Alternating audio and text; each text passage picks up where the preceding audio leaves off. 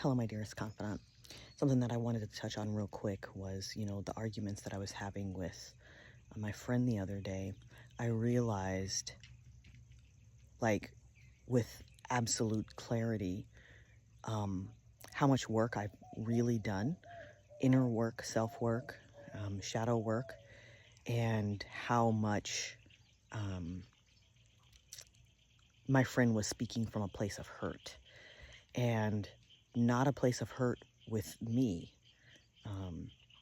She was actually speaking with all of her past trauma brought to the surface, about not feeling heard, about being rejected, about the way that she felt, and things like that, that didn't actually have anything to do with me. And so we disagreed for 3 days. And the difference between my disagreement and her disagreement was I put up a boundary and she pushed against it and pushed through it. Didn't respect it at all. I reinstated the boundary and she pushed through it again. And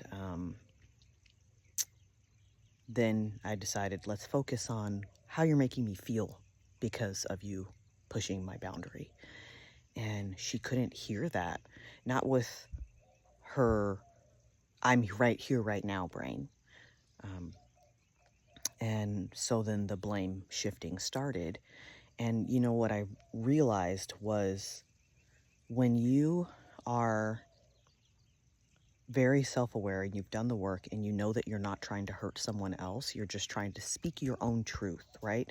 This isn't about the actual disagreement. I'm speaking my truth. I'm setting my boundary and I'm telling you how you crossing that boundary is making me feel.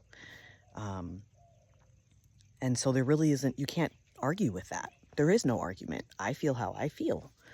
And so what I realized with real clarity, because I have done the work, is that she wasn't actually arguing with me. She was arguing with a voice that is in her head, her inner critic, the one that she thinks is judging, the one that she thinks is rejecting, the one that tells her she's not enough, the one that does, that doesn't have anything to do with me. It does, because she's talking to me right now, but there's so much hurt there that I didn't cause, but yet it was my fault. There was so much hurt there that she thought that she had from before in interactions with me, but she never addressed it. So if you're not willing to address it until the other person is bringing up how they feel, it's not your turn. That's not the time for it to be your turn. And so, knowing that, I lovingly had to step away, because, in those moments when you feel hurt or chastised, around that time frame is when you should bring it up. And I know that I've been that person for her.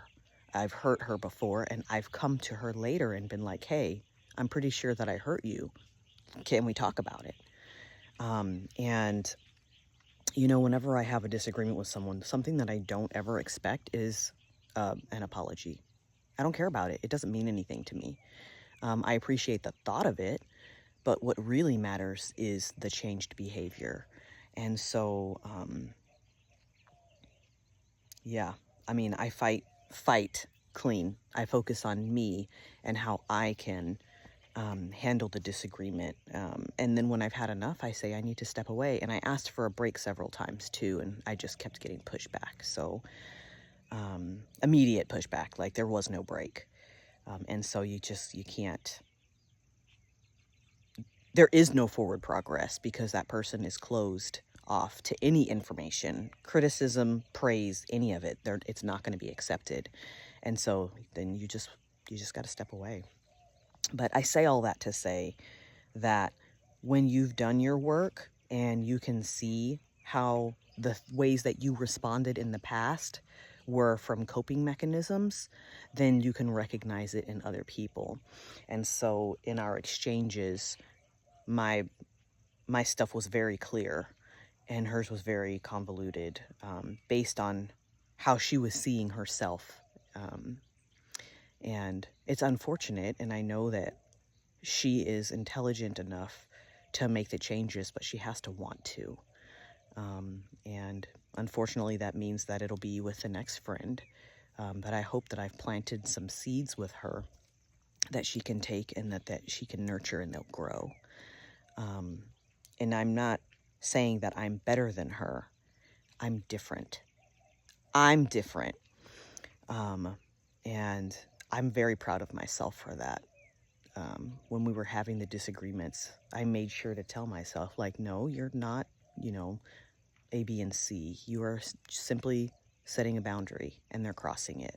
And you're responding to the cross and boundaries. I mean, it's like having a trespasser on your property. You don't just let them. You make them go. So, anyways, you ask them to leave and then you make them go. So anyways, that's all I got for this one. I love you, my dearest confidant. Until next time.